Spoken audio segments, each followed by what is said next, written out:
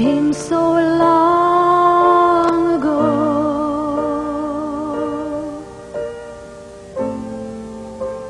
Seems so far away,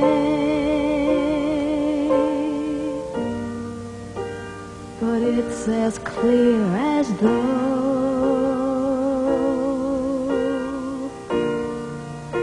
it happened yesterday.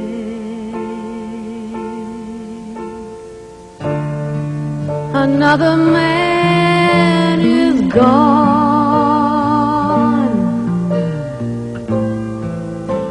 He didn't last the night,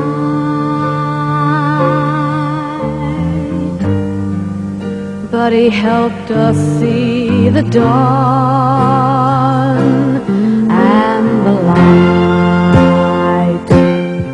Mark Lane, attorney and author of the book Rush to Judgment. The assassination of President Kennedy was not just a national tragedy, but an event of historic and heroic dimensions. Minor characters on life's stage are profoundly affected when men of heroic stature are struck down. And through the observations of such minor characters in life as in drama, there is much we may learn from the event. Rosencrantz and Guildenstern were but inadvertent messengers in the tragedy of Hamlet, but like Roger Craig, they were swept away by events they could not control, could in fact barely fathom.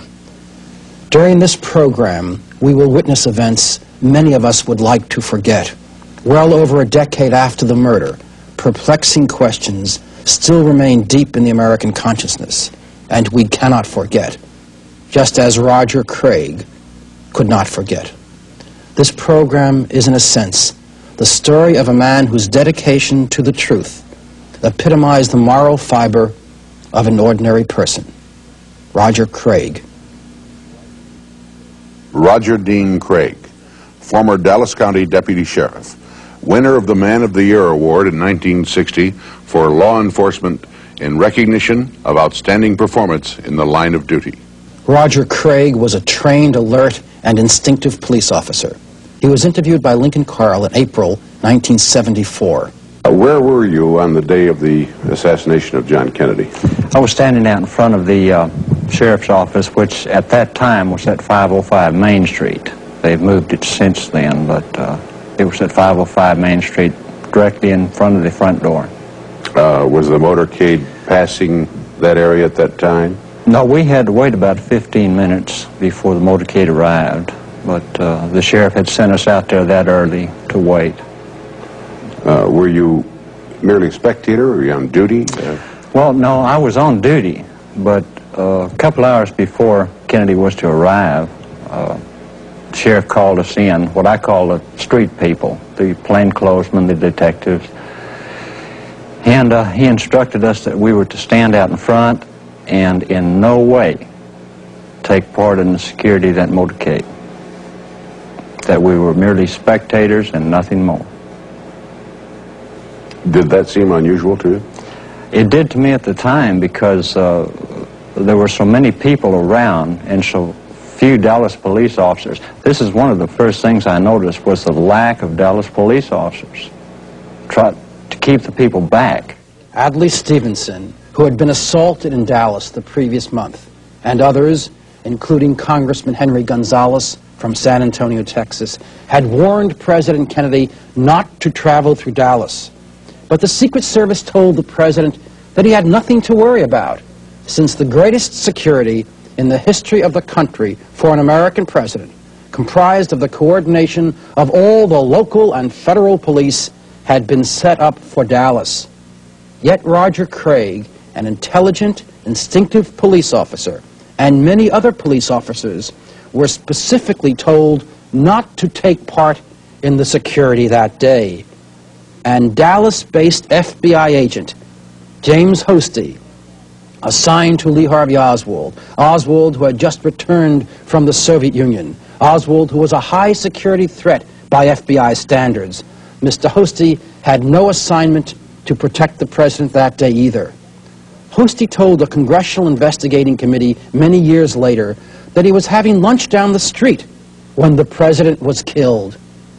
The greatest security ever? Even the normal security on both the federal and local levels had been stripped away. The president came by, and they made the right turn on to Houston Street. And, I'll say, a few seconds later, give them time to get to Elm Street and make the left, I heard what I call a report, a gunshot. And I said, oh my God. And I turned and started toward Houston Street, running just as hard as I could. And I was probably 15 steps from Houston Street. And before I reached those 15 steps, I heard 2 more reports. Then you arrived at Elm Street? Right. Okay, what did you see? Well, there was a Dallas police officer running up the grassy knoll to the picket fence. So I immediately assumed the motorcade had left by then. And I immediately assumed that he knew something about the shots, or he wouldn't have been headed for the picket fence. So I followed him. Were you aware the president had been hit? Not at that time. Now, people were mentioning the president was shot, and someone else said a Secret Service agent was shot, and there were just stories flying all over. But my interest was to get behind that picket fence, because that's where that Dallas police officer was headed. And he was in the motorcade. It was he was a traffic officer. I worked in that area for, probably 7, 8 minutes, maybe, something like that, until I ran on to Mr. and Mrs. Arnold Rowland. Now, Mr. Rowland told me that 15 minutes before the motorcade arrived, he saw 2 men on the 6th floor of the school book depository. Now, one was a white male in the east corner of the 6th floor with a rifle. The other one was a colored male at the west end of the 6th floor, pacing back and forth. Although Craig had not been assigned to the motorcade detail, he began gathering evidence and taking statements from witnesses almost immediately after the shots were fired. His interview with Rowland was important, for if Rowland saw 2 men on the 6th floor, one of whom held a rifle, then the Warren Commission's preconception of a lone assassin would have been challenged immediately. Craig noted and accurately repeated Rowland's words, although the FBI agent who had also interviewed Rowland in Dealey Plaza did not. Rowland told the Warren Commission when he testified, quote, "The FBI agents didn't seem very interested in the other man on the 6th floor," close quote, and that the FBI agent, quote, "deleted and omitted any reference to the other man in his report to the Warren Commission."